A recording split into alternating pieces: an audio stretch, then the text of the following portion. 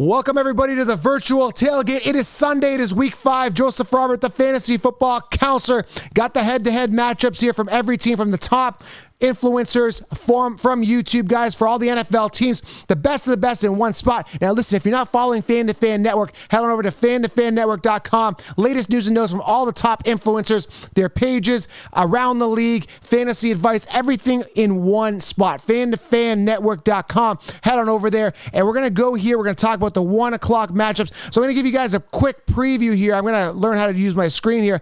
Go to the view. Can everybody give us let me just pull up the screen here, split screen, a gallery view. Got everybody in the ranks here. We got Dosa D on there, Trent Loomis. We got Mike from Nothing But Niners, Chisel Adonis, keep pounding. Oh my God, pounding is coming up in the second matchup here. So get ready. I know a lot of people are here specifically for Big Cat here. So we're going to get him on. You can see them waiting in the ranks.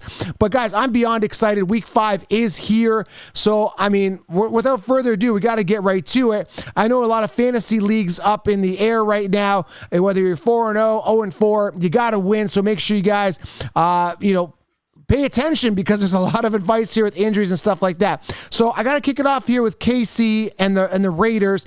Then I got to move over to Matt in the news. Then we're going to go with Carolina and the Falcons. I'm covering the Falcons today. And then we're going to go on with the matchups. We got some big matchups, key matchups today.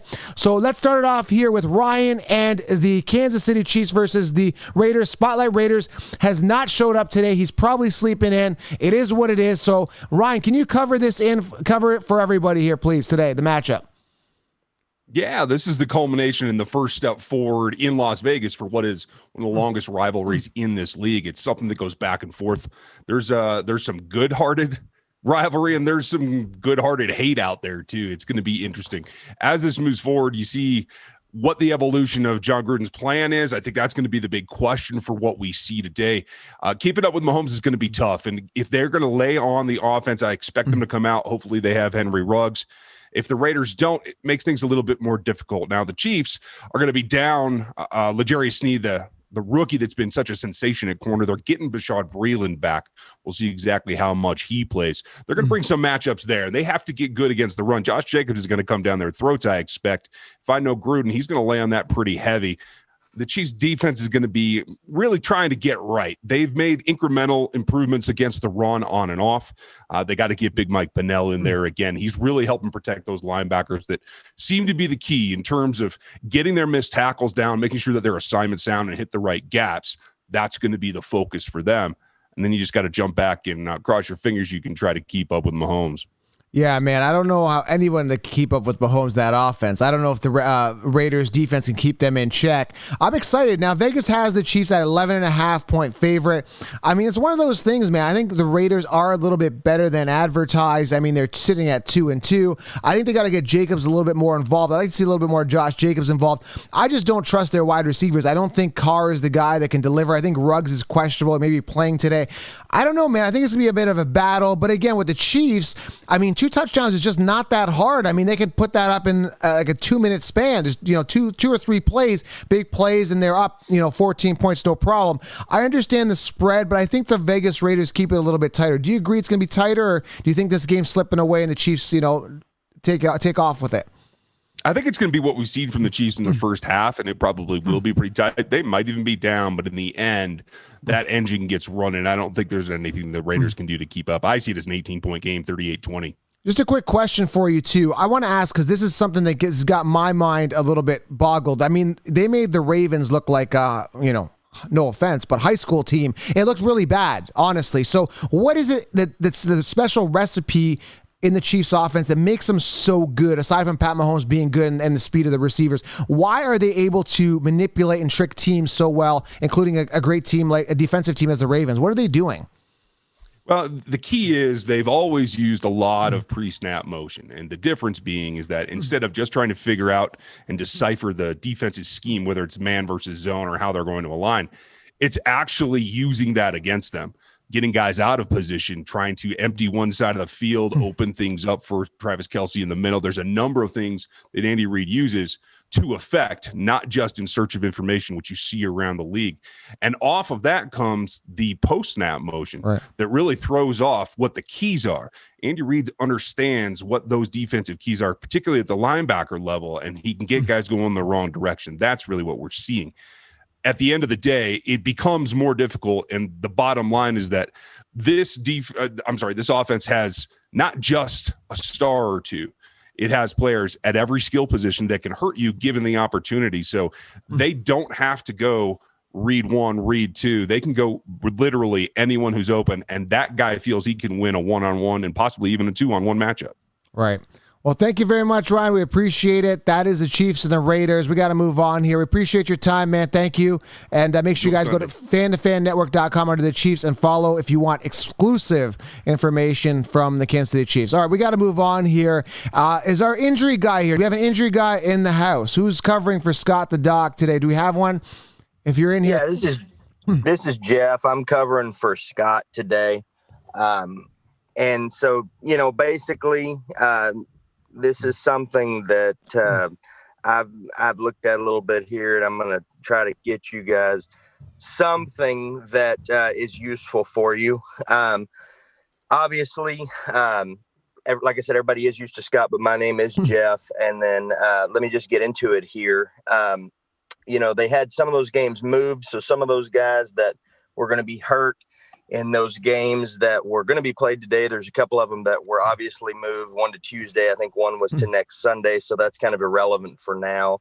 From a big fantasy perspective, you look at somebody like the Baltimore Ravens, Lamar Jackson, Mark Andrews, Marquise Brown. You look at all three of those guys. They're going to play.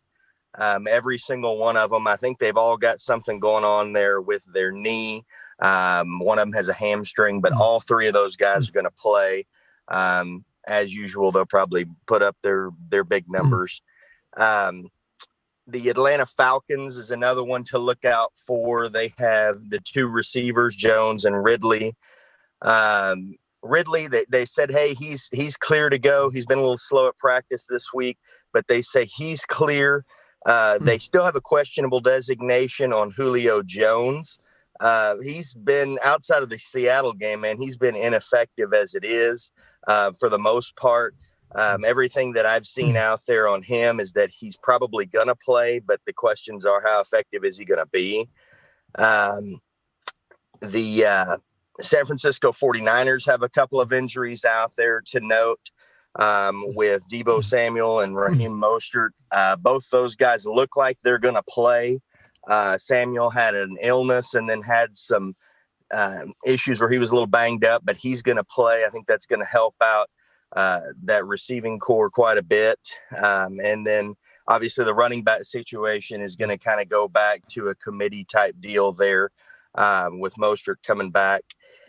And then another one here that I looked at is with Cincinnati, Joe Mixon, a little banged up this week, but he will be playing. And I think that's going to really help out Joe Burrow. That's an excuse. He injured himself because he had a pinnacle week, and he needs an excuse when he craps the bed again this week. That's an excuse. He's fine. Yeah, probably so. But anything that offense can do to take the pressure off the rookie quarterback, obviously, that'll for sure help. All right. Well, thanks a lot. We appreciate you covering for Scott the Doc. It really means a lot. And yeah, guys, make sure you guys watch those injuries moving forward. We appreciate you. Thank you. Yeah, you bet, man. All right. We got to move on here to the news in 4 minutes or less here. Matt, what's going on with the latest news, please? Yeah, I'm going to try to make it super quick. So over the past hour and a half, a lot of stuff has changed. So the Broncos and the Patriots game that was originally scheduled for Monday night is being moved to next Sunday. So that gives both teams an immediate bye week. The Broncos were scheduled to play the Miami Dolphins, but that game looks like it's going to be rescheduled. And we have an update on the Tennessee Titans Buffalo Bills game. So it looks like a Tennessee Titans coach has tested positive for COVID, even though they have all been in isolation. This really puts that Bills Titans game that was supposed to be played on Tuesday, pardon me, in real doubt. I mentioned it last week that there was a little bit of talk about pausing the season. Oh my God. Is that Alexa? Who is that? Is that Alexa? Who's calling you? Tell her to go away. Alexa. Your girlfriend won't approve. She wants to know what's going to happen with the game. Oh my goodness.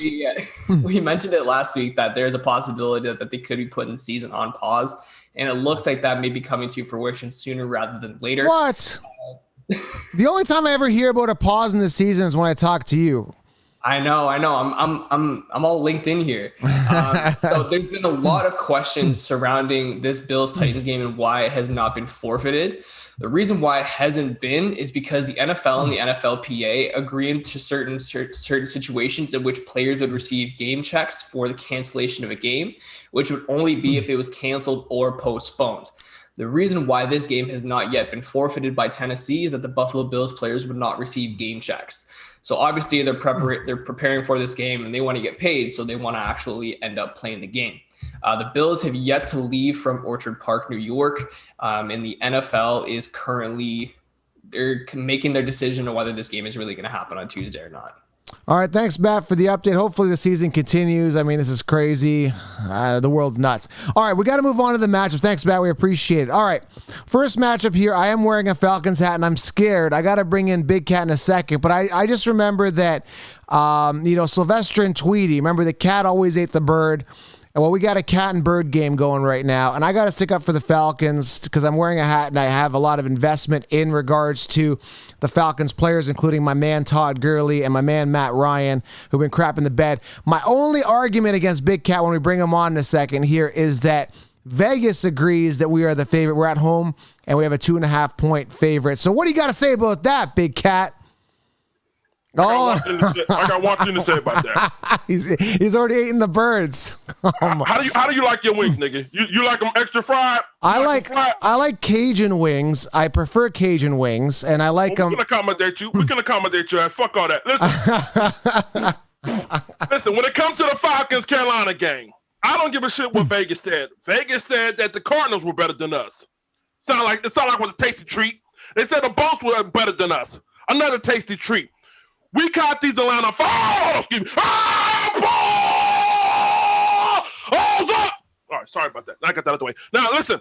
When it comes to this matchup right here, we caught these motherfuckers at the right time. I don't care about no Atlanta curse. I don't care about what the old record said. I don't have nothing to say about that, all right? These guys are walking wounded. Their secondary is hurt. Kamikaze is hurt. AJ Terrell's out. Julio Big Toe, I can't stand on the field. Jones is out. All they're left with is Calvin Ridley, a bunch of shitty tight ends, and a busted knee-ass Todd Gurley. Matt Ryan, overrated as fuck. I think he goes out there. I think you better wait. At least we have a running back. You better wait. We have a running back. What do you have? Backup Davis. Backup Davis. That's all you got. 89 yards and a touchdown last week. Todd Gurley's a stud, and don't underestimate. Don't sleep on him. He's gonna emerge this week. This is it. Oh yeah, I can tell on the record. He's doing a lot of damage. He's a stud. Listen, we're not talking about fantasy football. We're talking about real life. The curse is broken today. Carolina caused the way to victory, 34-27. Teddy Bridgewater throws for 350 yards against this busted-ass secondary. Guess what? In three out of the 4 weeks, Atlanta has allowed 2 or more receivers 90-plus yards reception. Guess what? DJ Moore, Robbie Anderson, both go over 100 yards, 34-27. Book it. I'm telling you. Before I let you go, our back's against the wall. We have no choice. We have to flock. Yeah. So we're gonna come at you. We're gonna come at you swinging. Well, hold on. Before I let you go, because it's my show. Before I let you go, welcome to Atlanta, where they come to play every ride on the motherfucker every day. Fuck that. We're gonna turn y'all niggas into a 2-piece special from Church's Chicken with a side of coleslaw. 34-27. All right, we got to move on here. All right, let's move on. All right, I think I think the Falcons are going to win. They're desperate, and I think the desperate team wins. But again, Bridgewater does have an easy matchup versus position. All right, let's move on to other birds here. Actually, Jacksonville and Houston. Our Jacksonville rep and Houston's not here. I'm just going to give a brief overview on this one. Texans are a 5.5-point favorite. They are at home, and they are a desperate team. Another team that is 0-4 versus the 1-3 team with the Jacksonville Jaguars. Texans at home. They got to get it going. They got to get it going. This is a week. New coach, new situation. They got to get it going. That's all I got to say. If anyone else wants to dive in on that, that's all I got to say. I think the Texans win this game. That's all I got to say. So our Texans guy is not here. He shaved his head last week. I think he's still upset about that. So we got to move on here. Arizona Cardinals and the Jets. So we're going to bring on those ambassadors. We're going to shake things up. Now, I got to tell you, man, the Jets 0-4. Do they have any chance of winning? Ian, are you here? Yeah, what's up, Joe? How are you? Good, man. I mean, is there any hope? I think Le'Veon Bell is back in the lineup. What are some expectations for the Jets being at home this week? Are you guys all in on these Trevor Lawrence sweepstakes at this point? And expectations from Wacko Flacco. I think he's starting, is he not? Yeah, so it is going to be Flacco. Le'Veon Bell is back. Personally, I'm all for Trevor Lawrence. I don't have any faith in this team. Adam Gase, Dowell Loggins, Sam Darnold, I'm out completely. As far as this game is concerned, they might hang around with the quarter or with Arizona for a quarter, but Arizona is going to win this matchup. And I actually did a collab with AZ Sports Fan, and he broke it down, beautifully. I think Arizona is pretty much going to walk away with this game, no problem at all. Yeah, I don't see an issue there at all. Arizona, what do you got to say about that? Where's the AZ Sports Fan? What's going on, guys? How are we doing? Yeah, man, I can see a Cardinals win definitely for this game for sure. The only thing that my holy concern is here that this has to be a get-right game for the Arizona Cardinals. Obviously, those last two games with the Lions and then the Panthers, we ended up getting smacked in the face really, really bad, especially that Panthers game. So kudos to them. But this is a get-right game for the Arizona Cardinals, not only offensively, but defensively. We got Budda Baker coming back for our secondary, so that's a big upside. But I want to see a win from the Arizona Cardinals. I just want to make sure more than anything is that they're playing as a team, and it seems like this is going to be the test for them. I got to ask you, because Drake sucks. I've warned you about this. Is Chase Edmonds taking the reins, and is there a chance we might see an Eno Benjamin sighting today? Honestly, the Eno Benjamin, I don't think it's going to happen. They actually elevated somebody from the practice squad. So that's even weird to me that they said, did something like that. We might see some Chase Edmonds today. Drake seems to be the number one person in Cliff Kingsbury's eyes. And unless he has like some sort of injury, he's not going to get out of that role. But Chase Edmonds is always used as well. He's probably like 35% on the field, compared to Drake. But so far right now, Chase Edmonds has shown a lot more than Kenyon Drake has. All right, man. I mean, I don't know what to tell you about this one. I mean, it's got to be Arizona here. I don't see the Jets having a shot in hell here. Now, you guys are only a 7-point favorite, which is shocking here. Any reason for that? You think it'd be bigger, right? Yeah. Well, here's the thing. The only reason why I would probably kind of agree to that sort of thing is if you didn't watch the Cardinals games, like, they were bad, especially against the Carolina Panthers. We couldn't move the ball down the field. That defense had Kyler Murray swarmed up. So it's probably going based off what the two last games were. But like I said, this has to be a get-right game. If we don't win by 14 points at least, I don't see this game like as a win. Obviously, we'll get a win in the win column, but honestly, I wouldn't feel too good about the Cardinals going forward. What's your final score on this? I would hope we could be 28-10, hopefully. So, Ian, what are the chances at all that you guys win this at all?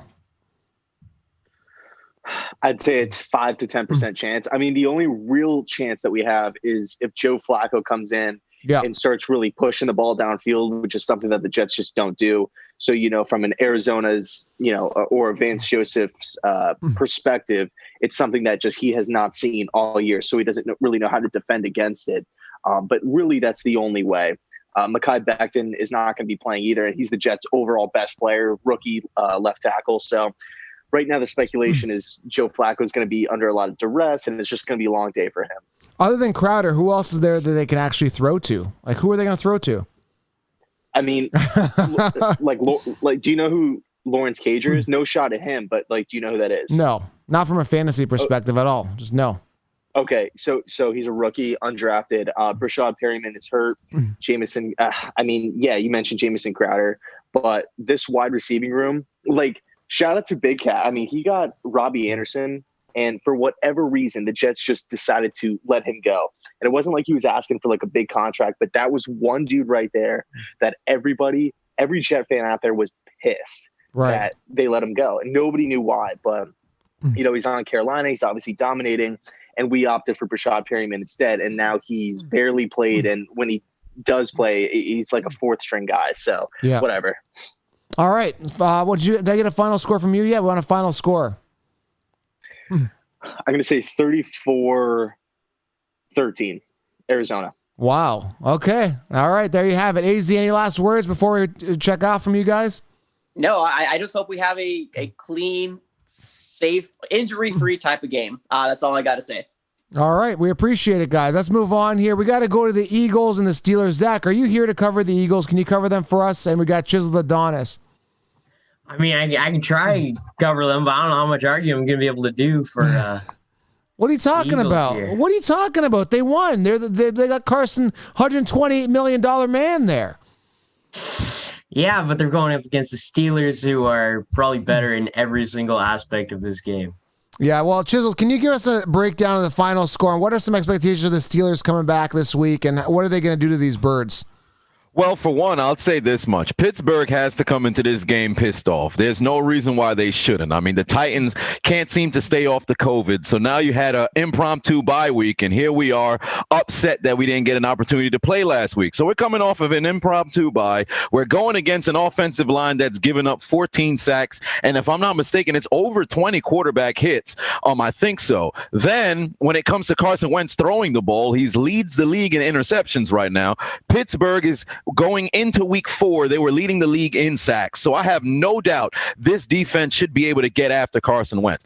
And they should feel a little bit salty. About 4 years ago when we played against Philly, they swallowed us. It was 34-3. So every time there's a battle of Pennsylvania, for some apparent reason, it's always either close when Pittsburgh wins or a blowout when Philly wins. So I expect this game to be something out of the ordinary, but I expect Pittsburgh to walk away with the W. I think it's going to be about a 2-touchdown spread, probably looking at about a 27-13 sort of situation. I don't see why Big Ben should not be able to throw against this Philly secondary. They should be able to run the ball.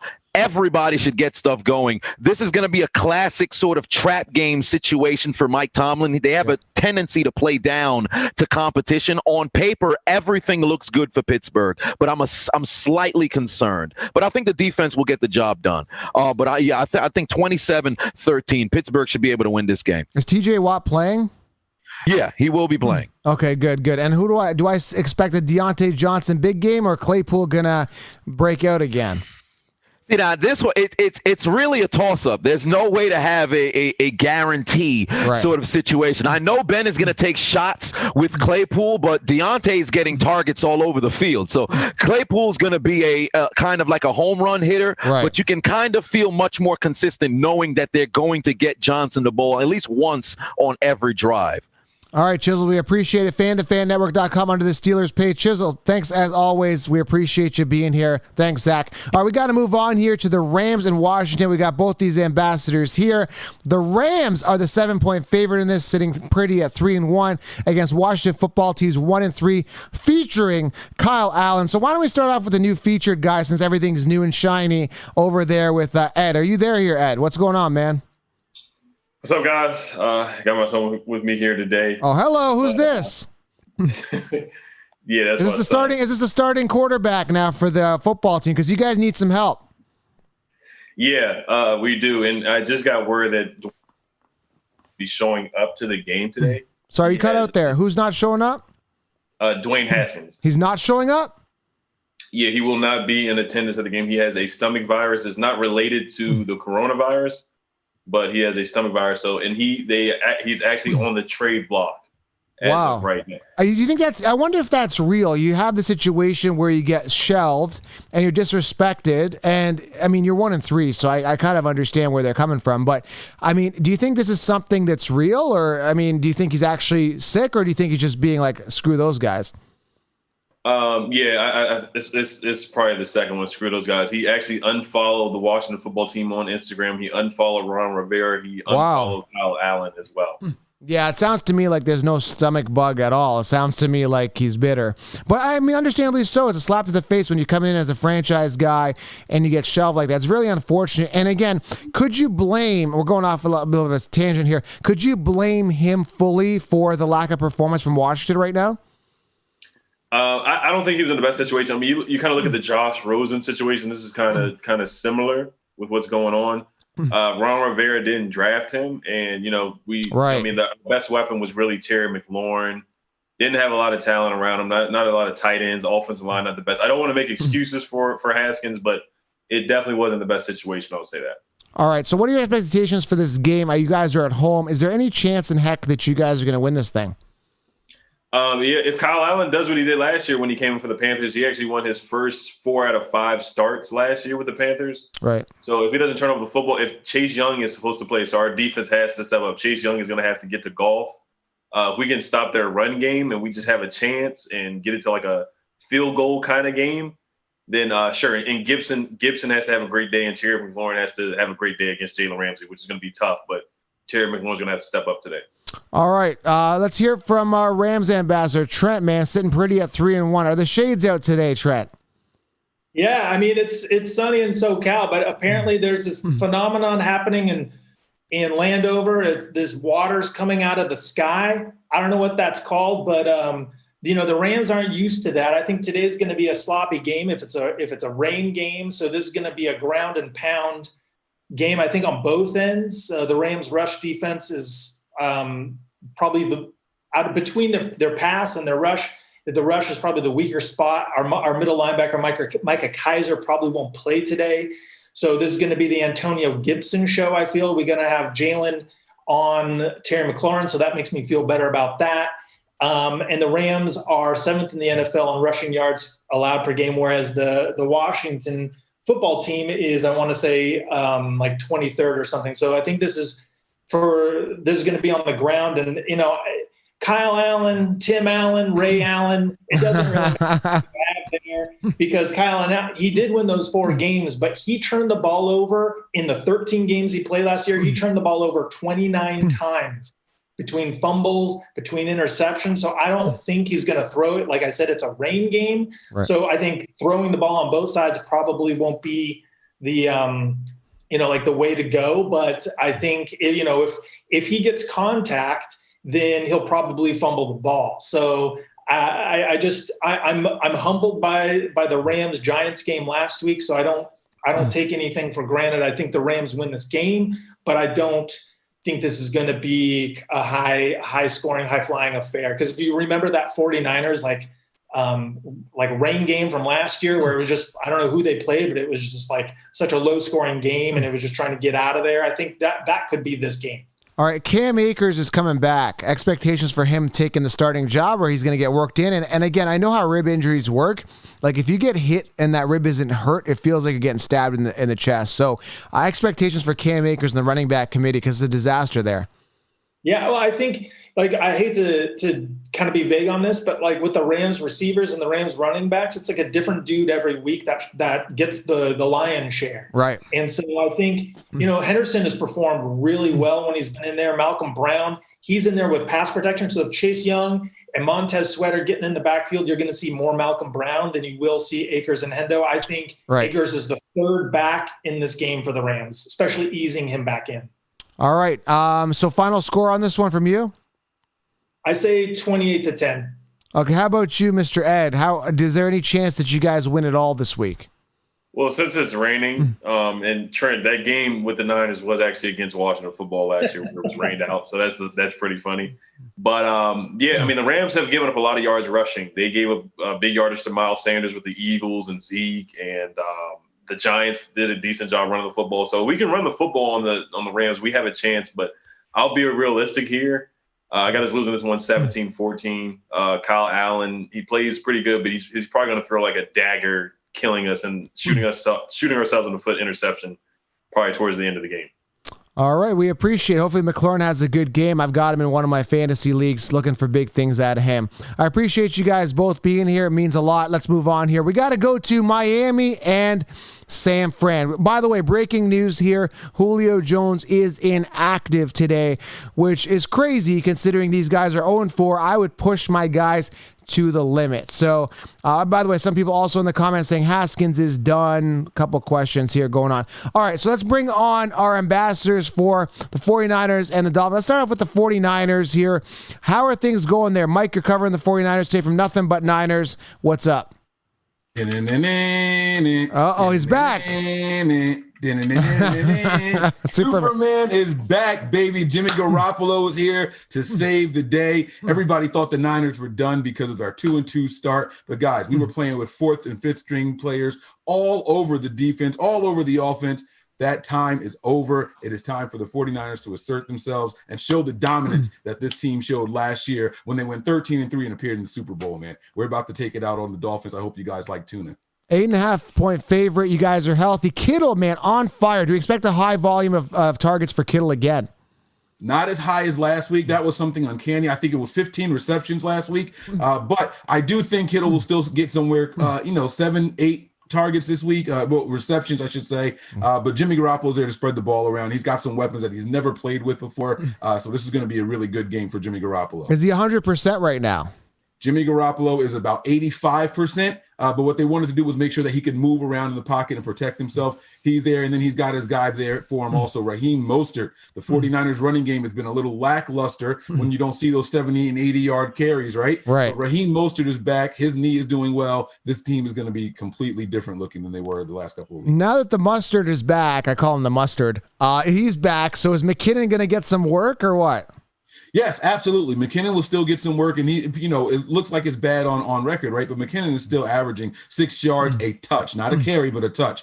He's still very effective, but he is not meant to be a bell cow, and the Niners try to use him that way. It's just not what he's built for. So coming in to spell Mostert, those guys working off of each other, fresh legs, it's going to be a long day for that defensive line of the Miami Dolphins. I got to give the 49ers some credit because you watch that offense, they do all these trick plays, and Kittle's a running back, and Debo's a tight end, and it's just like, I find that maybe I'm wrong here because I don't study the offensive schemes as much as some of you guys, but is it just me or do you think a lot of people try to mimic you and try to get too cute, the Bears, but they can't do it the same way that you guys do? Am I correct?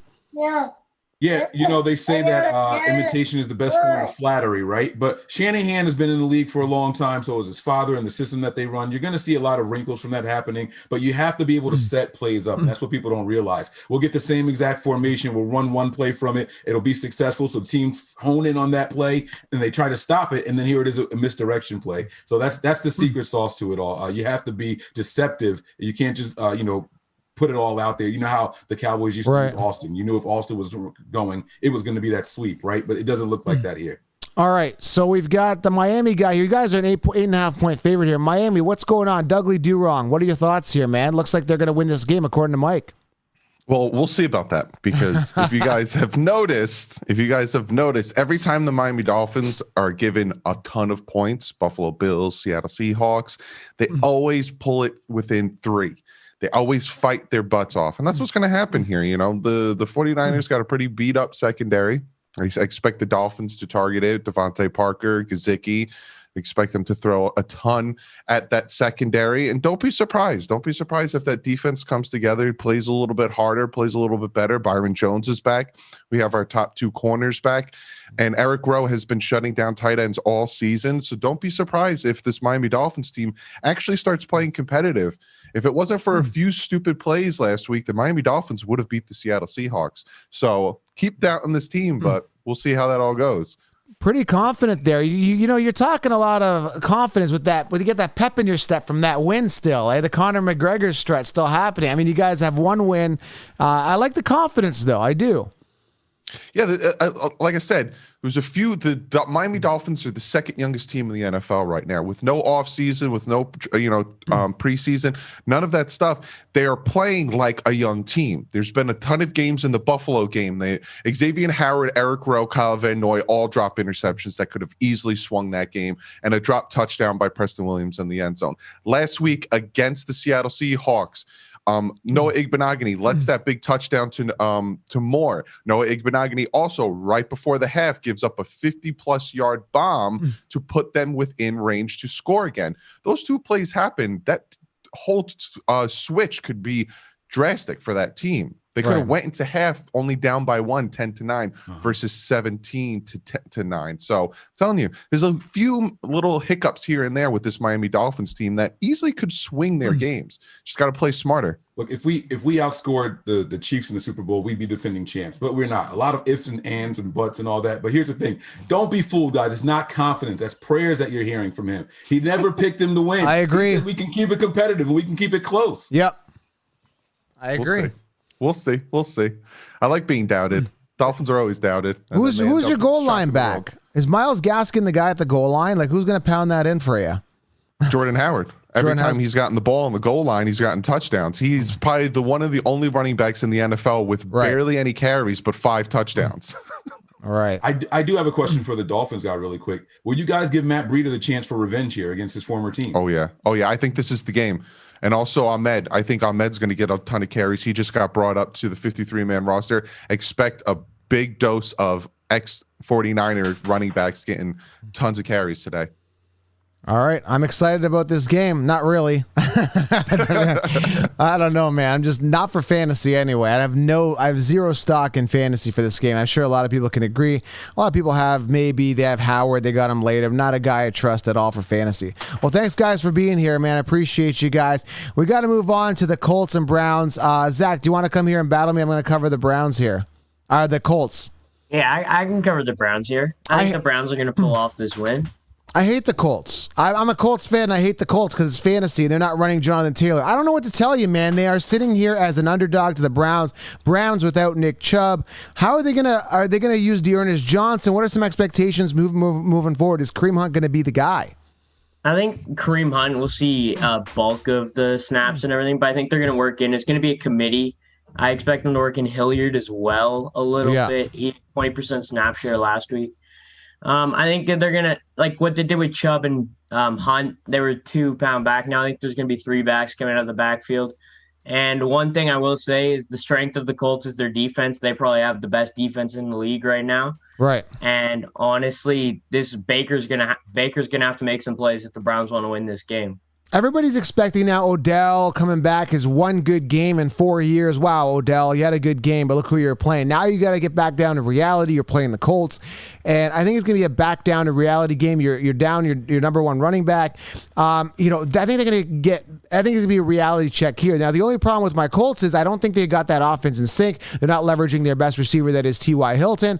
Yeah, you could say that he's not the best receiver of his age. He's washed up. I don't agree with that. I still think he's a solid wide receiver. I mean, they're using Zach Pascal. Pascal's the number one target there. Mo Ali Cox, who's a big target, but he's not really the guy. I think Rivers ultimately sucks. It all comes down to Rivers sucking. He's a temporary solution for the Colts, and that's why I hate him. I hate him right now. Ever since Luck has been gone, I've been very disappointed. I missed the T.Y. Hilton connection with Luck. I'm just not happy with my Colts right now, and I'm not. I know the record is decent. I'm okay with 3-1, 2 3-1 teams going at it.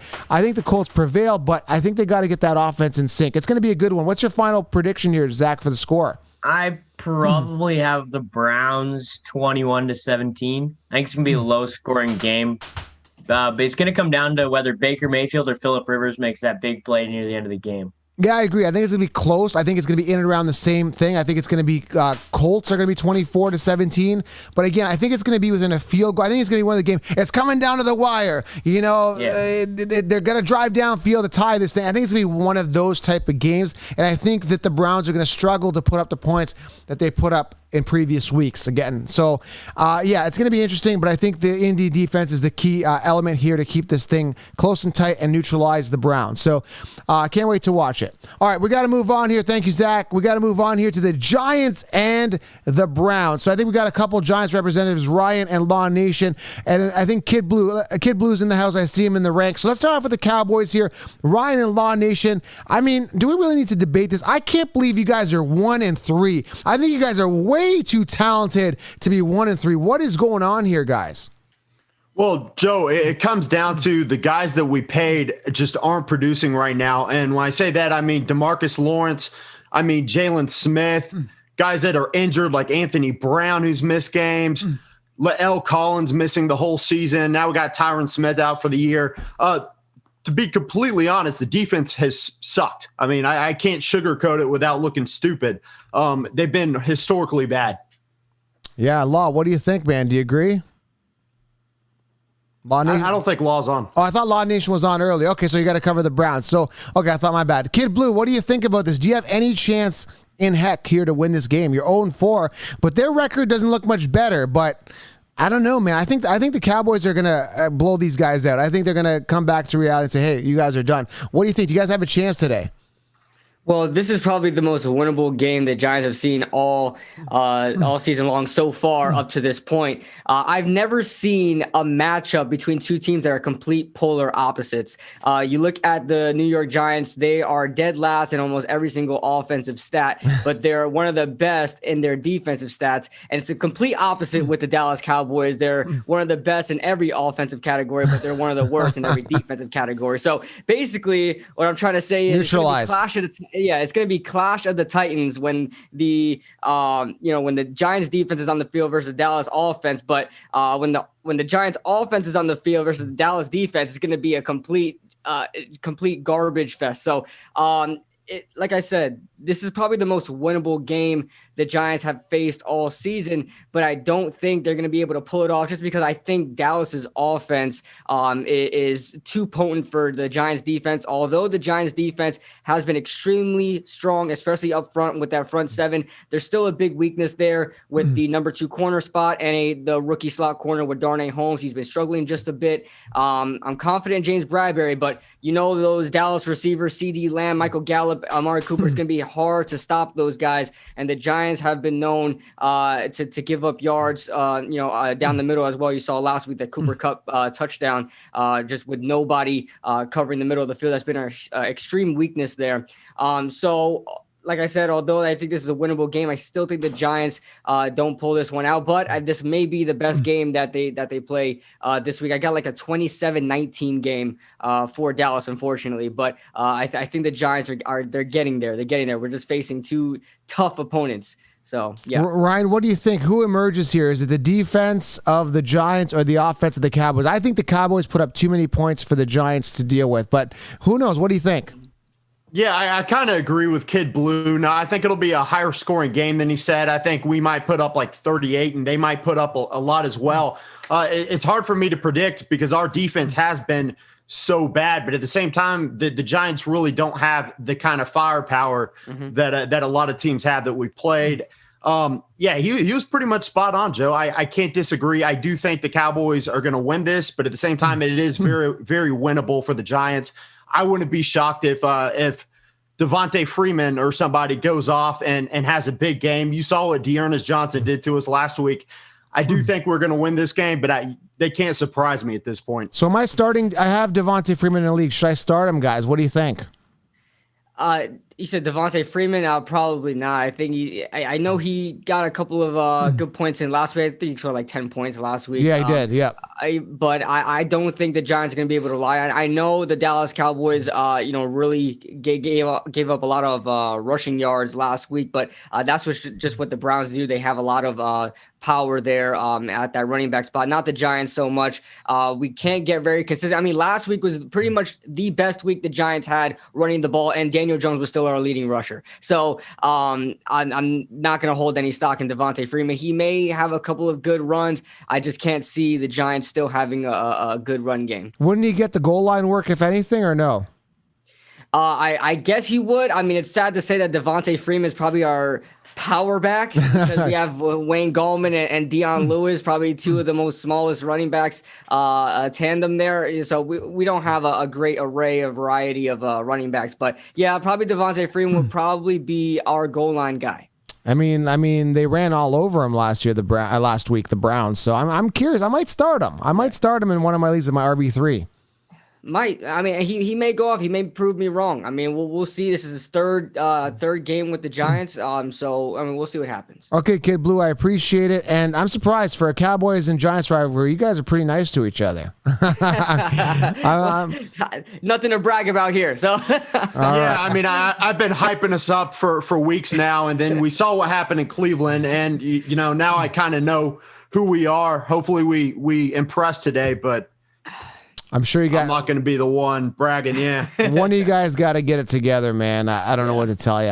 All right, we got to move on here. Let's move on. This is an exciting matchup. I'm actually looking forward to this, believe it or not. It is. I'm actually, no. I think Minnesota will, if Dalvin Cook gets going here, we got the Vikings and the Seahawks. Why don't we start off with the Vikings because you're on here, William? I mean, you guys come off a big week. My big question is, how much more can Dalvin Cook take? Like, this guy has been injured throughout the years, and they are running him hard, and I gotta give him and the Vikings respect because that's what you're supposed to do. If you've got the talent, play him. Unlike the stupid Falcons who've got Todd Gurley and they're not utilizing him. I like what they're doing, but how much more can Dalvin Cook take, and what are your expectations for this game, Will? Well, it's funny you talk about Dalvin Cook because in Viking world, right, there's a complaint every time we're watching the game, like the end of the Houston game.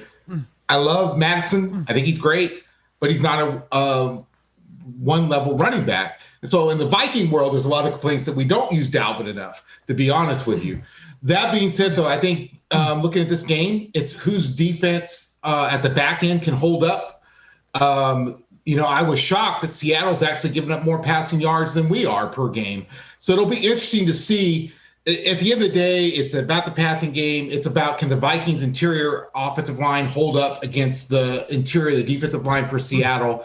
And then which Kirk Cousins shows up. I'd rather be in the position of Seattle having Russell Wilson, knowing what I'm going to get every week. With Kirk Cousins, I don't know which Kirk Cousins is going to show up. If it's Kirk that shows up and his focus is on fire and he's connected with Jefferson early, then we're in for a shootout. It's probably over 65 points in the game. Right. But if it's Kirk from a couple weeks ago that's throwing off and rushing and not really focused, it's going to be a long day for us. I will point out, too, we've never beat Russell Wilson.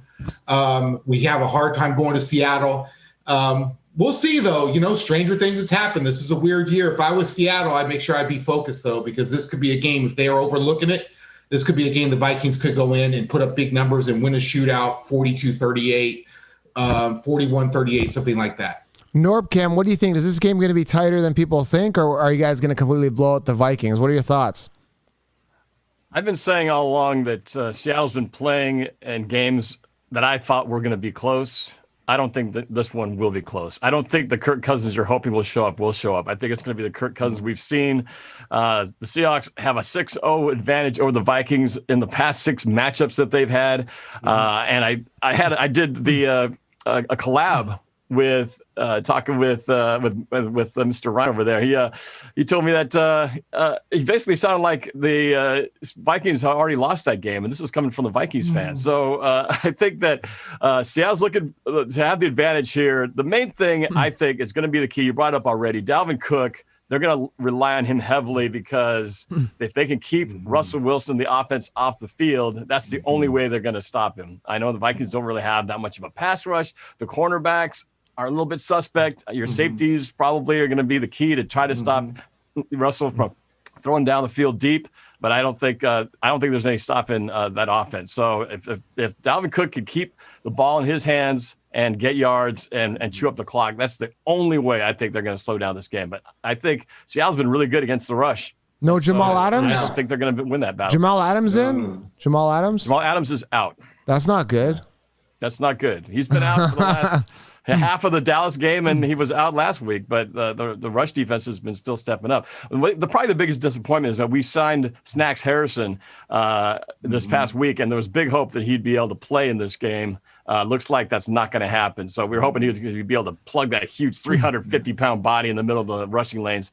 But other guys are going to have to step up, particularly the linebackers, Bobby Wagner, KJ Wright. These guys are going to probably have their hands full trying to stop Dalvin Cook. The one thing that was interesting about last week with the Vikings, even though it was Houston, and honestly, I would argue Houston's the worst team in the NFL just because they're so underperforming with the talent they have on that roster, right? The one thing that was interesting was the Viking offense. They moved the ball a little bit more. down the field. And I think if I'm Seattle, honestly, if I'm a Viking fan, yeah, play for Dalvin. I think the Vikings are going to come out throwing. It may kill us, but I think they're going to try to put this in Kirk's hands, and they're going to try to push down the field. And if Jefferson has a big game tonight, which I think is a potential, if he's like 9, 10 catches, 2 touchdowns, over 175 yards, this is going to be a much closer game than I think many Seattle fans think as of right now. Well, I hope they come out throwing the ball. Most teams are going to try to do that because Seattle hasn't been able to stop the pass. I'm just not confident. If I'm a Vikings fan, I don't feel confident in Kirk Cousins being able to do that and go toe to toe with Russell Wilson. I think if you go out slinging the ball and you don't convert, you're giving the ball back to Russell Wilson in a heartbeat, and he's going to take advantage and really run up the score. So I think it'd be a big mistake to come out throwing if I'm the Minnesota Vikings. I'll be watching this game. I will be watching this game. It's going to be a battle of running back versus quarterback here because I don't know. But again, I think that the Vikings have some targets. I really like Jefferson. I like Jefferson, I like Thielen. I think Seattle's defense is going to have their hands full, honestly. Well, you named the 2 biggest threats. You got Cook on the ground, and then Jefferson, and Thielen always a threat. But we got Quentin Dunbar coming back off injury in place of Trey Flowers in the right corner, who I think is definitely an upgrade. Hopefully he is well enough to play at his level. And if that's the case, I think that's going to help the secondary out tremendously. Last week, they actually did contain the Dolphins, as Doug Lee-Duron pointed out. If we could have done this and we didn't give up, we could have won that game. Well, we say that about every team, right? But Seattle did do those things. But what they didn't do is they didn't give up the big play. They kept Miami out of the end zone for, I think, 5 possessions, even though they got yards. They stopped them when they had to get stops. And that was a big improvement for the Seattle secondary, not giving up the big play, not giving up the big touchdown score, keep them out of the end zone until the last 2 minutes. All right, guys, we appreciate it. And that wraps it up, guys. Thank you, Norb. Thank you, William. We appreciate it. That's a game I'll be watching for Sunday Night Football for sure. Join us tomorrow, guys. Monday Night Football Showdown. And it's going to be a bit of a mess this week because, again, the Broncos and Patriots game, I think, got postponed. So Chargers and Saints and Bills and Titans. I know that's a Tuesday game as of right now, but we're going to have that here for you guys tomorrow. We're going to be covering that. Okay, guys?